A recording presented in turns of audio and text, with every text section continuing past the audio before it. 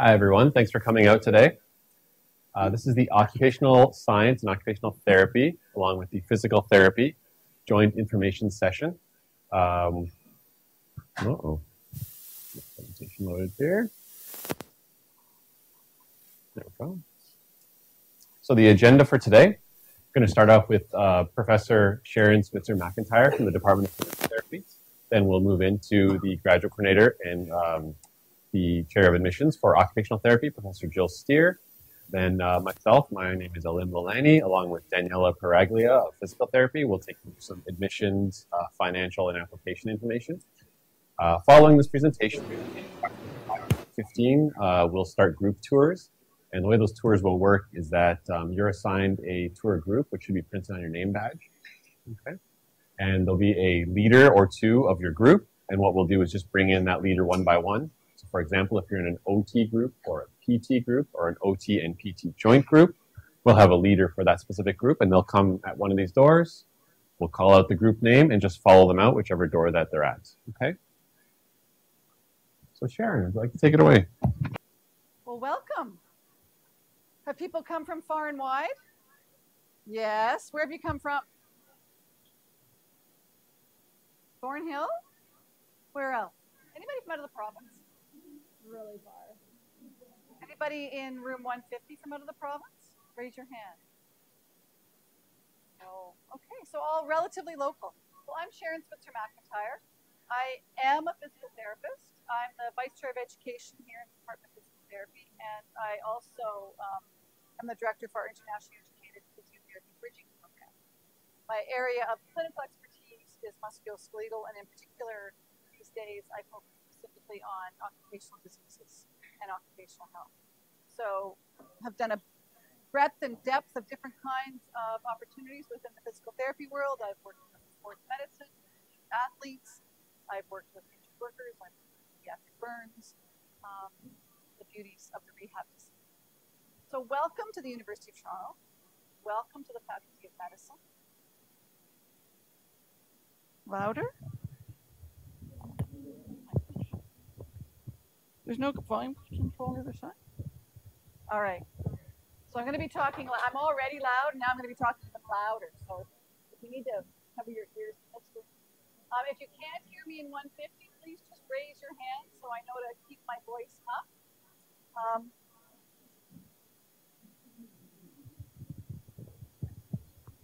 I'm going to hold the mic. Is that better? No?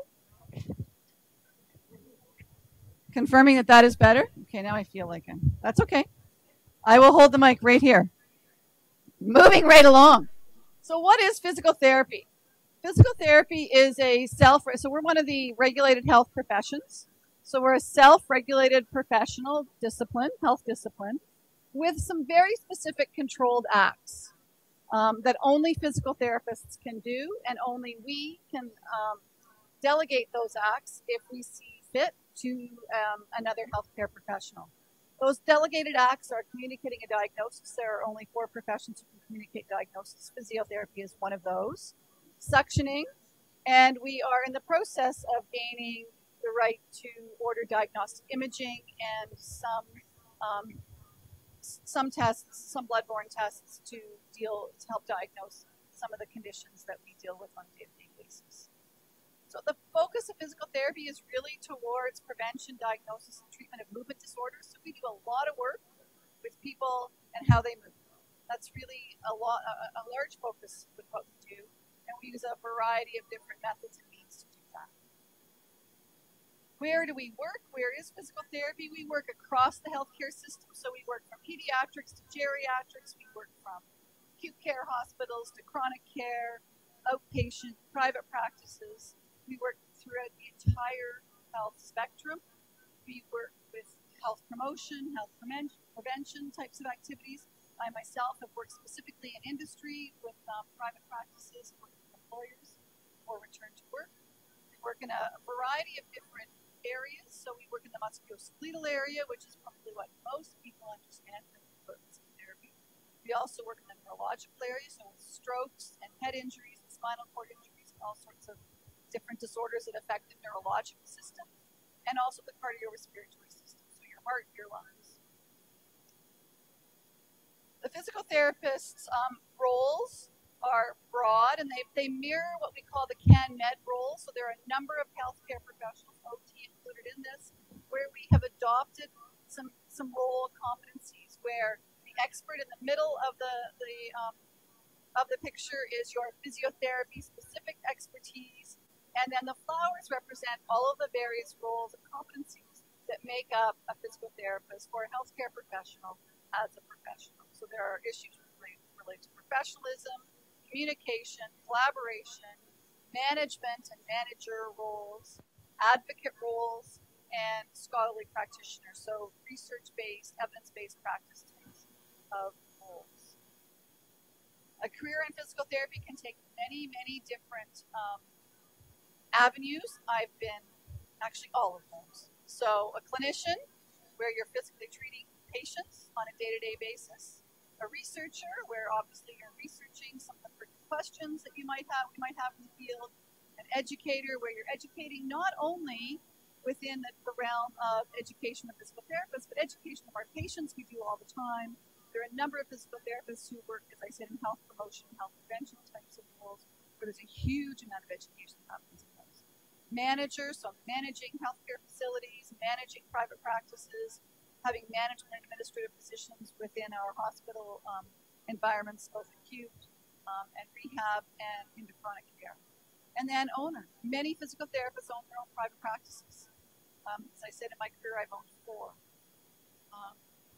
Other ways that physical therapists help, we conduct research to really be thorough and think about our treatment strategies and treatment techniques. There are a number of very accomplished, world-renowned researchers who live here in the building at University Avenue, and also we have a huge host of clinician researchers and scholars who are in our academic health sciences centers that surround us. We spend a lot of time educating patients and families, promoting healthy lifestyles to the public. You'll often see physical therapists working out in the community with community centers, doing exercise programs, doing education types of activities. We act as advocates for patients and patient needs, family needs, healthcare needs, and also act as consultants to other professionals, employers, and health planners. So the depth and breadth of what physical therapists do is broad. Job availability is excellent. It's trending towards more in a private practice environment than in a hospital-based environment these days. We're at about a 50-50 split with respect to where physical therapists work. And that private practice environment could be a number of different types of environments, not just the musculoskeletal area. There are a number of private practices that deal with the neurological population or the musculoskeletal population. There are pediatric and geriatric. There are folks who go into people's homes on a routine, regular basis to deliver physical therapy in the homes. There are multiple employment positions available. Many of our new grads who have just graduated, convocated actually last Wednesday, all have positions of one type or another. Some of them are combining a part-time job in a hospital and a part-time job in a private practice. Some are working in private practices, some are working in hospitals. Some are doing a variety of different things. A couple are traveling with some teams. So there are a variety of opportunities out there for jobs. The job market is quite good. Salary varies across the spectrum depending upon the environment you're in, depending upon the number of years of experience you have. The baseline salary is somewhere in that $50,000 to $60,000 range.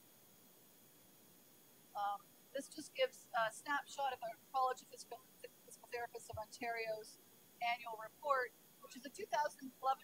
It's the most recent one that's published, but it does show you where the trends are, that the majority of folks work as full-time. There are lots working part-time, some who work in casual.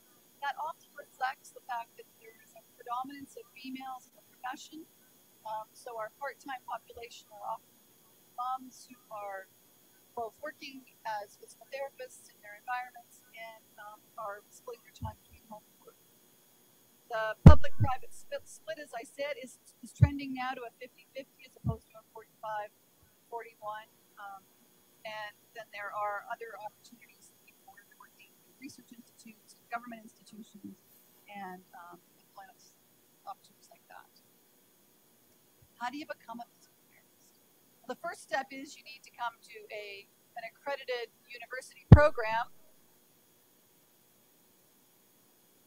So in order to become a physical therapist, first and foremost, you need a degree from one of the accredited programs across Canada, U of T being one of those programs. You must graduate from an accredited university, and then there is a two-step licensure exam process. There's a multiple choice theoretical based exam that is run by the Canadian Alliance of Physical Therapy Regulators, and an OSCE based or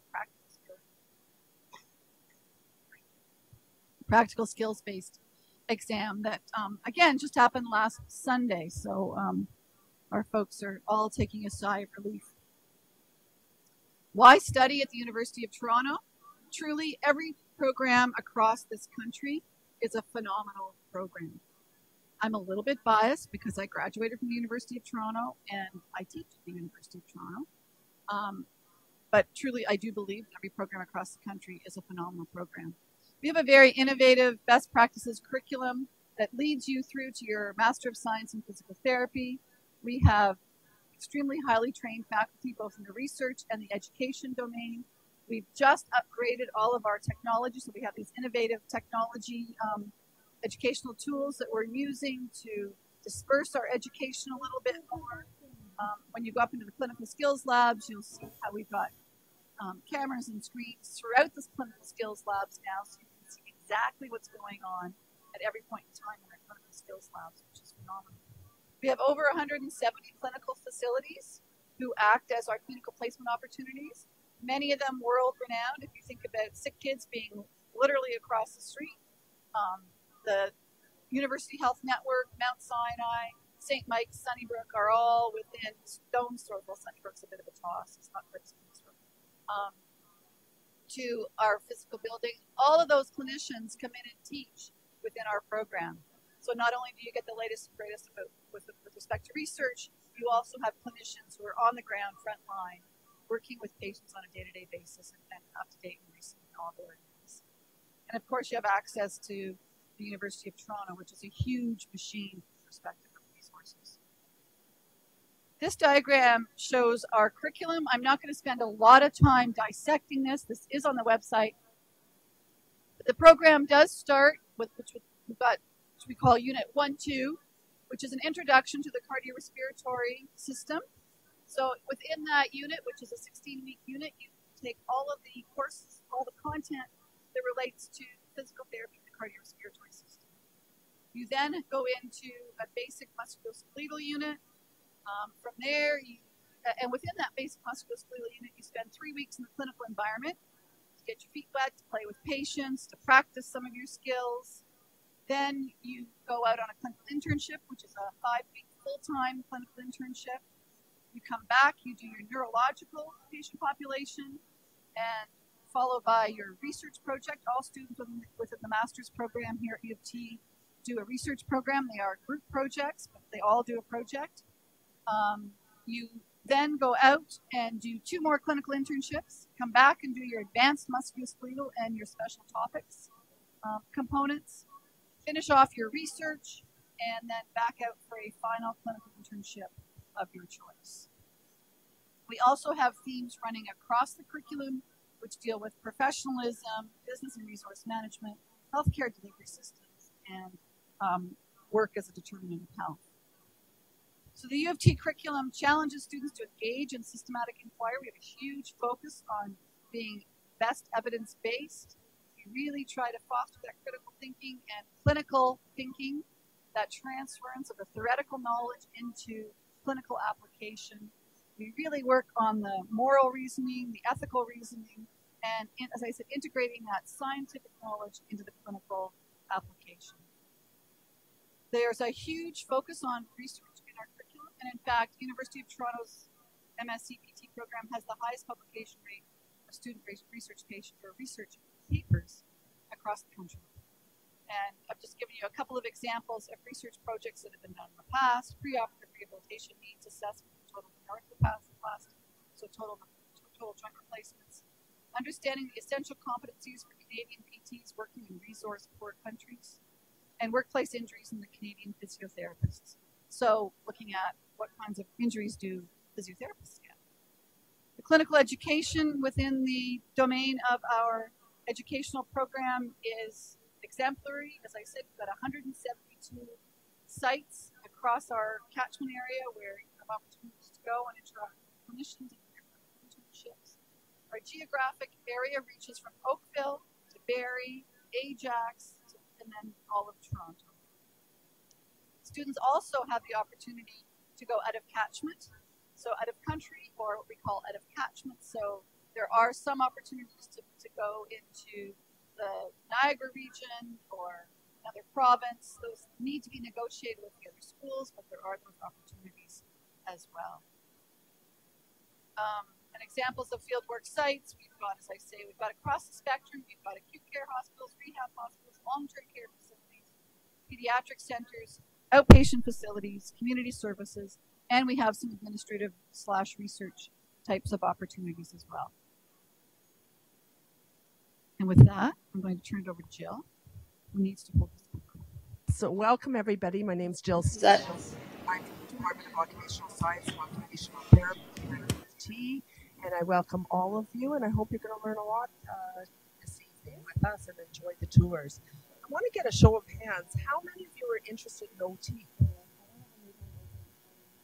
How many of you are interested in physical therapy? How many of you are undecided? So most of you have made up your minds. I'm sorry, room 150, I didn't see a show of hands. I apologize if you did show your hands. In room 150, how many of you are interested in OT? PT? And undecided? Both? Not sure why you're here, maybe two? Okay, that gives me a really good idea of where we're coming from. So what is occupational therapy? We are very interested in assisting and helping individuals to do what they want to do, what they need to do, and what they're expected to do in their everyday lives. Occupation refers to that act of doing and engaging in meaningful occupations, and that's what we do in our role, help individuals participate in those meaningful activities regardless of their physical health and their mental health. We'll talk in a couple of minutes about the curriculum, but part of the curriculum will have mental health courses. We work with a variety of ages, as does physical therapy, in order to promote health, to prevent disability, and to develop or maintain our clients' abilities. One of the very many models, we've got lots of models and frameworks and theories and frames of reference that you're going to learn about in the first term of our program. Louder? Wow, okay. So the many models that you're going to learn about, I'm just talking about one of them. We have no preference over a specific model. But as occupational therapists, we look at the person, the occupation, and the environment, and we're one of the few professions that does look at that and focusing on an individual's occupational performance.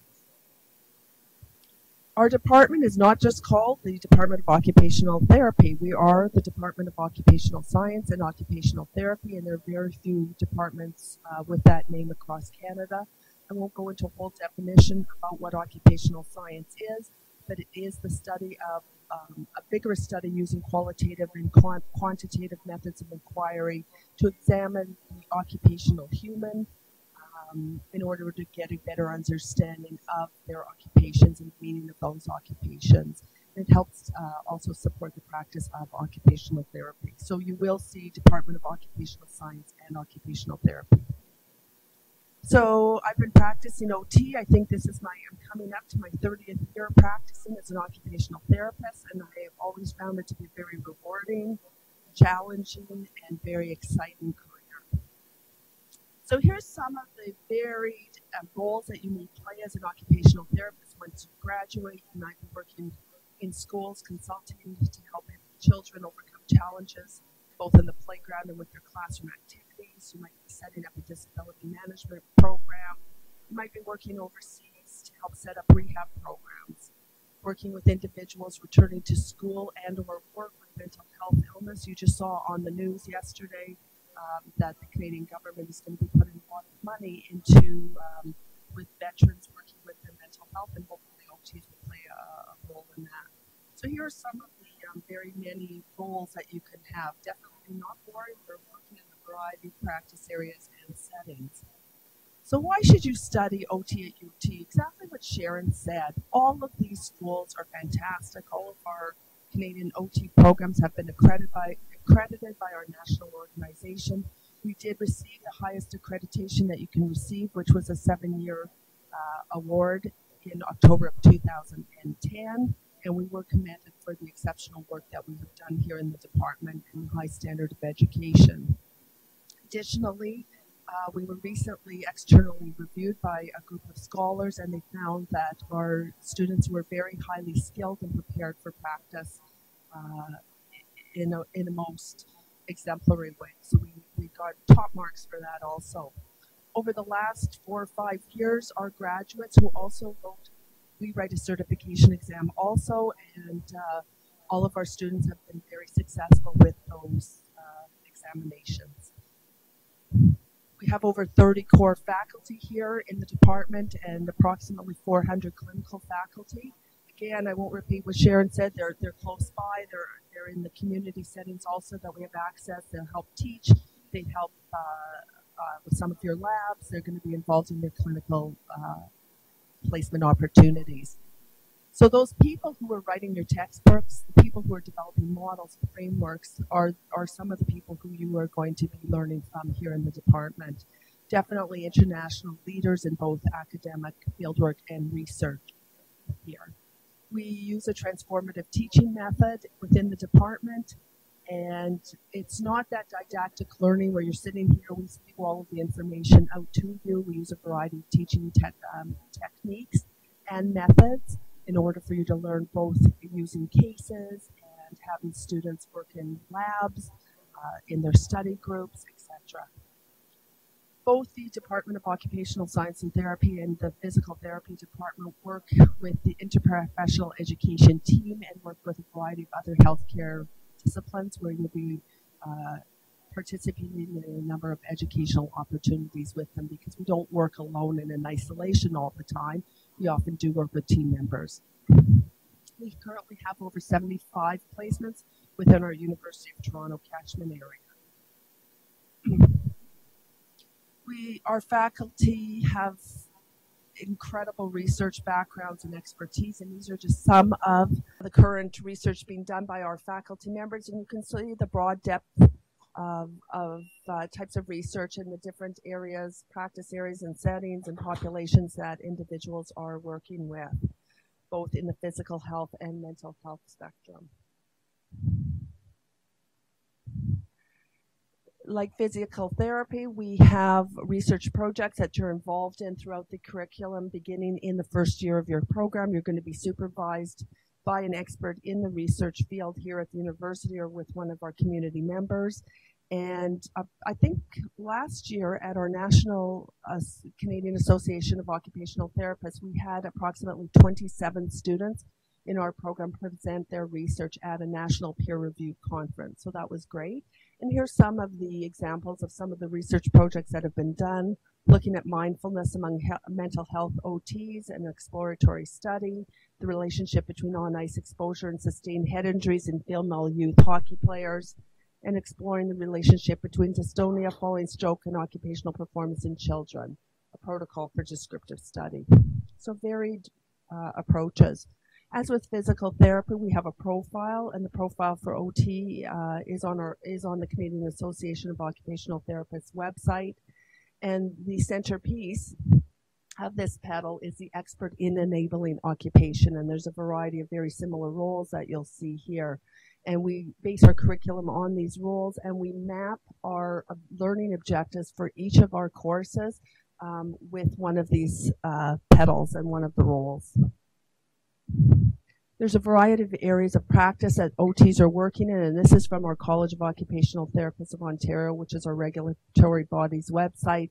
So you can see that there's a percentage of individuals working in mental health or general service delivery, doing consults in the medical legal field, working in critical care, geriatric care, etc., etc. Again, very varied areas of practice.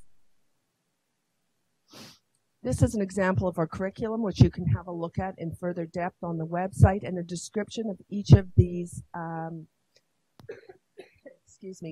each of these courses is also found on our website. And we have some common themes that happen: building practice through mentorship, which continues through the whole program, and I'll talk to you about that in a second. And we have 3 occupational therapy practice courses that, again, run through the entire first year. But you spend the first term learning about foundations of occupational therapy, assessing occupational performance issues, and you already start your research, which will continue throughout the entire 2 years you're here. We give you an intro to fieldwork experience about 6 weeks into the program over a course of 2 weeks, where you'll start to meet clients, practicing interviewing and other skills. In the third term, there is a course called Applied Skills and Technology, and we are one of the only programs in Ontario that has a technology course. It's an amazing opportunity for our students, and you can find more about this on our website. But I wanted to let you know that the students are responsible for taking a design that's already been developed, or developing something new to enable students or to enable clients' occupational performance. And some of our students were selected to attend the Rehab Engineering and Assistive Tech Society of North America, the RESNA conference, which is an engineering type conference. And out of the last few years that our students have been selected to go, they have won the award there. So they've done tremendous, tremendous work within the tech course. There's fieldwork embedded through the first year, and even more fieldwork in the second year. You're completing approximately 1,000 clinical hours of fieldwork experience in a variety of practice areas and settings. And in year 2, you're integrating more of the knowledge and skills that you've learned and directly applying those concepts through enabling occupation with children, adults, and older adult courses. We have state-of-the-art facilities, as Sharon has described, and I won't go into too much more detail. We have not only innovations in assistive technology, but we have an orthotics lab where you'll be learning how to make splints, virtual reality through specialized on-site labs here. And the whole building is equipped really well for all of your educational needs. We have great computing services, electronic access to incredible electronic journals and books from U of T libraries, and one of the largest in North America. And you have access also to the Grant's Anatomy Museum, which is world-renowned.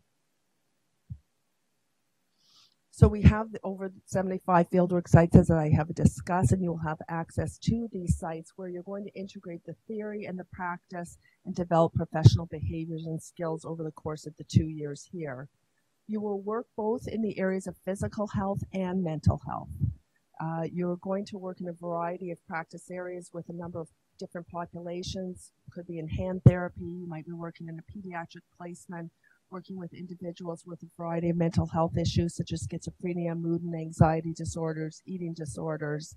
You might be working with individuals with burns and palliative care, in neurological and vocational rehabilitation or case management.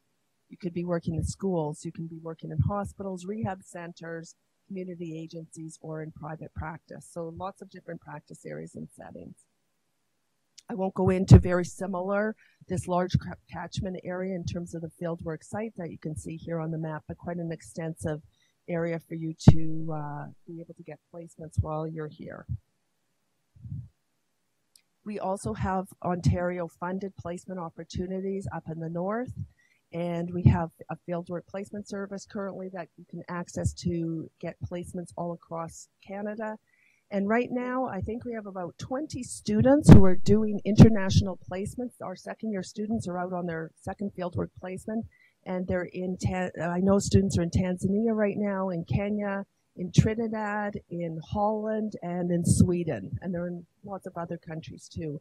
And you can, those are self-funded, but you can participate in international placements throughout your career here as a student. I want to tell you a little bit about the mentorship program because this is unique. Not all of the programs have mentorship programs at their universities, but you're assigned in groups of approximately 8 to 10 students where you meet 2 weeks throughout the program with an occupational therapist talking about current trends, professional issues, and they help socialize you into practice over the 2-year period of time. And it's been a great opportunity as a source of support for our students as they graduate and develop these professional behaviors as they begin to enter the workforce. Both the Department of Occupational Science and Therapy and Occupational Therapy and Physical Therapy are involved in this interprofessional education, as I talked about, in order to create a new generation of health professionals who can practice in a system that enables interprofessional, collaborative, patient-centered care that should be practiced every day. And it is unique to this university. You'll be working with dental students, OT, PT, SLP, speech-language pathology and audiology, kinesiology, dentistry, social work, nursing, and other professions. Our students have a great time while they're here in the department. They work hard, but they also say they play hard, and they try to enable other occupations other than just studying. So they've commented that it's great to be in this building with other healthcare professionals, and there is a real sense of community within this whole rehab sector. So I think that works out very well. And Daniela, are you going to take questions here? Or do you want to just go? We can, yeah.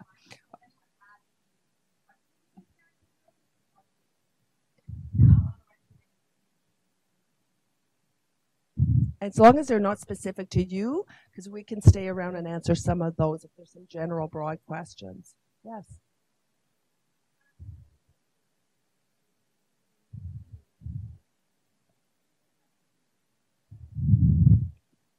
That's a good question. I'll tell you about what's happening in OT, and Sharon can talk about what's happened in OT. We offer, typically what happens right now is we would offer you a variety of research topics by a number of the researchers. There may be an opportunity where you can speak with a professor and something could be developed, but that's not necessarily the way we always do it, but I'm not going to say that isn't something that we could do. It's just not completely structured that way. Maybe we'll do want to do your piece?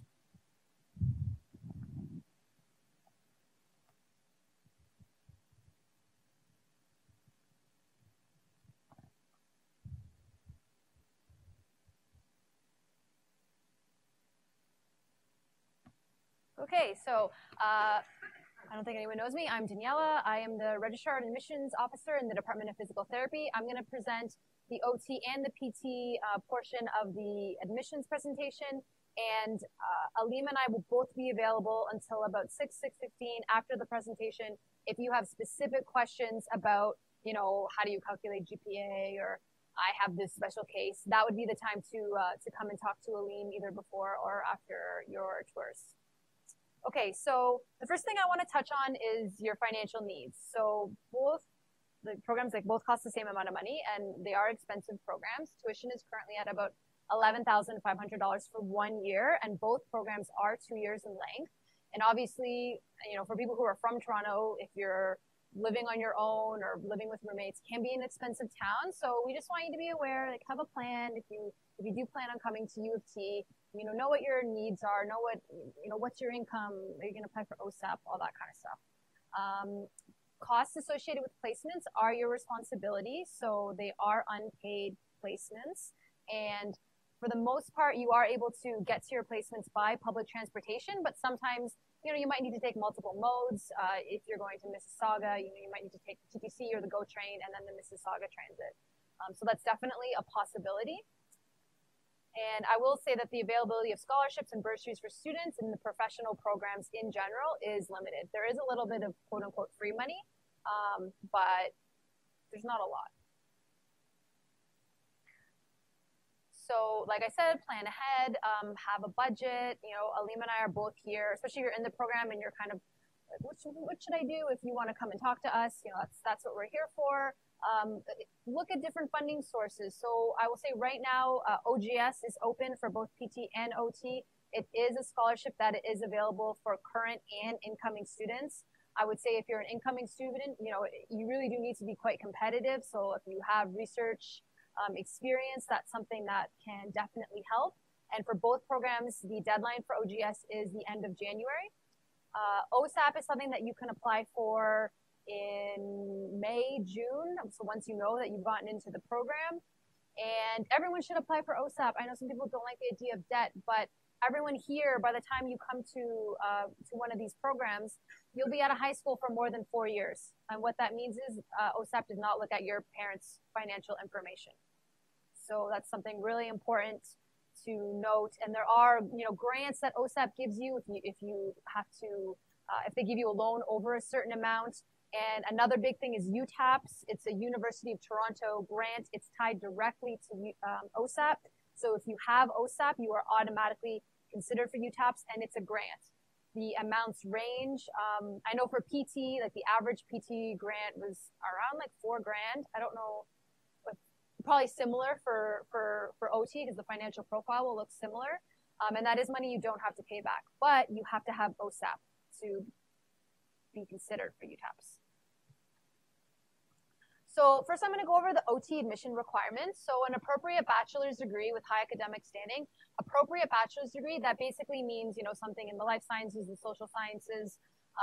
The main degrees that it's not that they won't count, but there may be an issue in that they don't have enough liberal arts and science content would be if you had a Bachelor of Fine Arts. If that situation applies to you, then please come and talk to Aleem and I after the presentation. But other than that, most degrees are acceptable.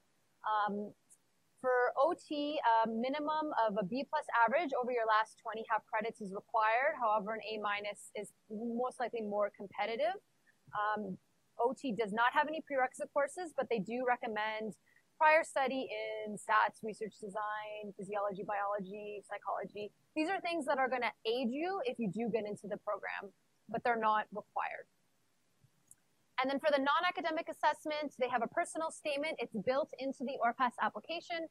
So as soon as you log in, create an account, and you pick U of T OT as one of your selections, you'll be able to see the questions that they're asking. And you have to complete that part of the profile before you submit the application. They also require a resume and references. And the references are due by the January 9th deadline. The only thing that isn't due until the end of January are your transcripts. And if you're from Ontario, you need to order your transcripts through the ORPAS application. It all happens electronically. If you're currently in school, you pick the option currently in school. And what happens is ORPAS makes sure that your data is not sent to ORPAS until after your December, you know, your fall grades are in the system. So this is what a typical OT class looks like. But more than half the class comes from a science background. A large cohort, around 30%, comes from liberal arts backgrounds, especially like psychology, sociology. And a smaller percentage of students, about 10%, hold a master's degree or other post-bachelor degree training. Okay, so now I'm going to touch on the PT admission requirements. Ours are somewhat similar to OT, the same spiel with the appropriate bachelor's degree. Our GPA cutoff, it's also based on the last 20 half credits. That's true of all the ORPAS programs. But we look at between an A- and an A to be competitive. So last year's cutoff was a 3.76. And again, that is between an A- and an A. We also have prerequisite courses. You can see them here. I've spent a lot of time going through the website, and we actually list course equivalents from universities across Canada for the physiology and for the stats. So if you're like, oh, I don't know if this is going to count, I strongly encourage you to go to the website, and most likely it's there. And if it's not there, there is a procedure to email me and ask, like, I think this should count, and it's not there, and I'll review it with Sharon. And if it's appropriate, then we add it to the list. We also require references, one academic and one professional, so the same as OT. And we have a computer administered profile. It's a CAP. It's kind of like an interview, except it's written. So it happens on site at U of T. The date is already set. It's on our website. So don't book vacations for the end of April because you know, we don't really have a lot of flexibility with making alternate arrangements. And one thing I will say about the references, some people are applying to multiple programs. That's totally fine. But if you're applying to PT and OT, then I would have your reference, like your referee, make reference to rehab sciences rather than say like OT and then you're applying to PT too, just because it doesn't look as good. So tell them to say that you are interested in rehabilitation sciences. One thing I want to highlight, this is for the next cycle for PT. So this would be for next October, for September 2016 entry. We are making some minor changes to our prerequisites. So they have to be done in the last 7 years, which is true right now. But you also have to have a grade of at least 70 or a B minus. And the other change is instead of a full credit in human physiology, we're requiring a half credit in human physiology and a half credit in human anatomy. And that information is on our website, and I will be updating the charts so that you can verify your physiology, your anatomy, and your stats. And that's something that I'm going to be working on over the winter time. So this is what our class of 2016 looks like. So majority of students come in with some sort of science background. You know, we don't place any preference over one degree from another, but this is just where most of our students come from. Obviously, we have a lot of students who have some sort of kinesiology background. 8%, so very similar to OT's number of master's students. Yeah.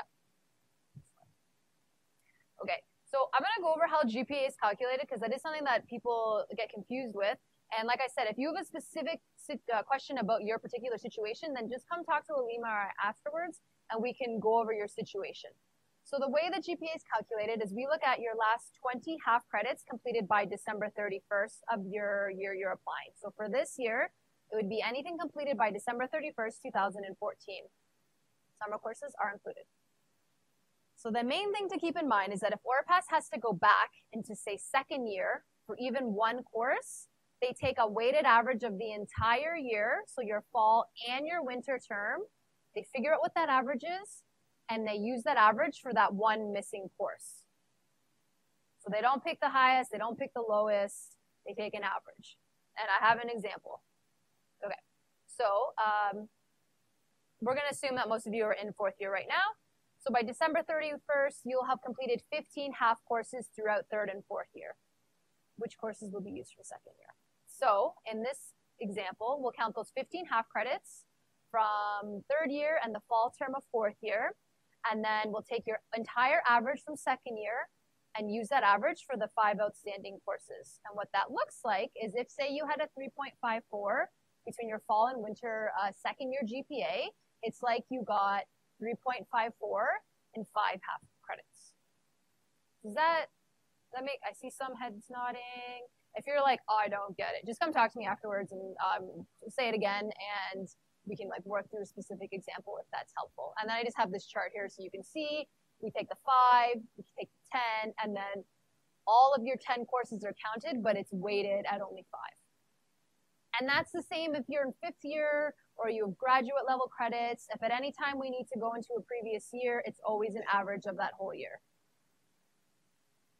This is the ORPAS grading chart. It says 2014, but the 2015, I believe, is the exact same. So this chart is available on both of our websites. It's available on the ORPAS website. And basically what you do, say you go to York. York is a 9 scale. They use a little bit different scale than most other schools.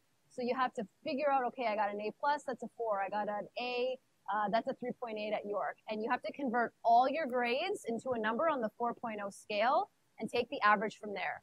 It's really important if you have percentages on your transcript, don't take average of percentages. You actually need to convert every single grade onto the 4.0 scale and then take the average from there. If you just take your average, you say, oh, I got a 91, that's a 3.9. It doesn't work like that. You will not most likely end up with a 3.9. It'll be something different. Here's some enrollment data over the last few years. As you can see, both programs are very popular. OT's admission numbers have been increasing. Our PT, we had a little bit of a dip last year. I think most of the PT programs in Ontario had a little bit of a dip, but the GPA cutoff still went up.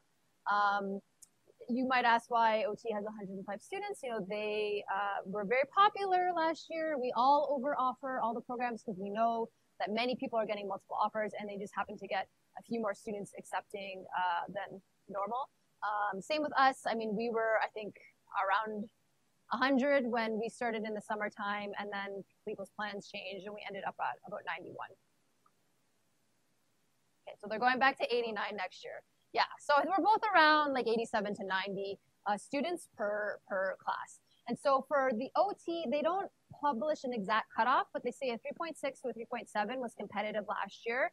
And for PT, we do publish cutoff information. You can go on our website, and I have the last like 6 years of data up there. Last year was a 3.76, and it is based on the applicant pool. And no, I do not know what it'll do next year. I wish I did, but I don't. Okay, so how do you apply?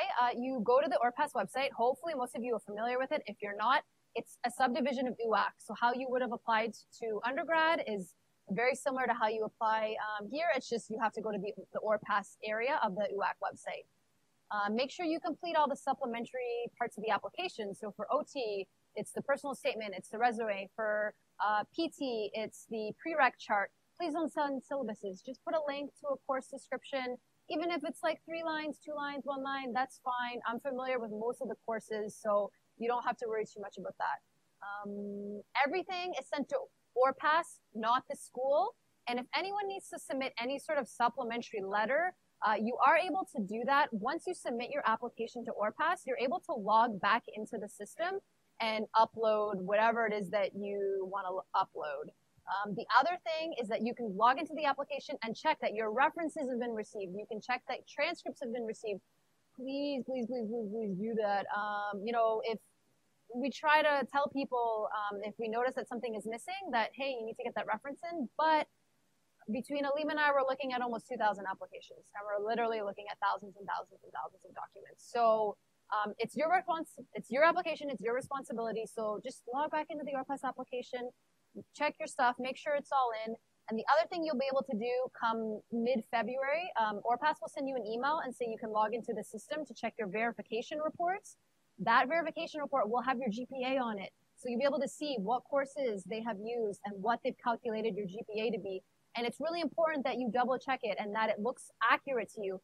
I do sometimes catch mistakes, and when I catch mistakes, I notify ORPAS and or the student, depending on who needs to fix it. But again, there's only one of me, and there's lots of you. So just double check it, and then you know that it's done, and that everything's been received, and you know what your GPA is. The deadline is January 9th, and here is our contact information, and that's our presentation. Yeah, so let me just text it Alim. Okay, so they're almost done. So if anyone has any general questions that you think would be helpful for the whole group to hear. Yeah. For PT, we do, do you guys look at grad? No. So for the question was, if you have master's studies and you're applying to OT, do you get any advanced, whatever, standing? And the answer is no. Yes. Yes.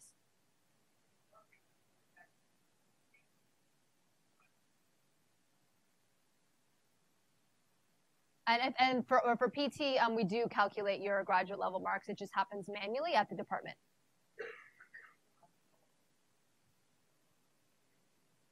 Yeah.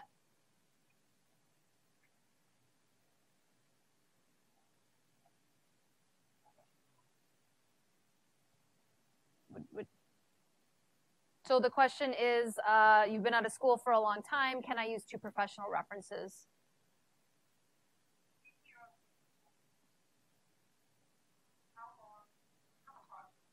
Yeah. Well, I would say, yeah, that's a bit of a special circumstance. Everyone kind of has a different, I've had people tell me, I've been out of school for 3 years. And I'm like, no, that's not long enough. So talk to Jill after.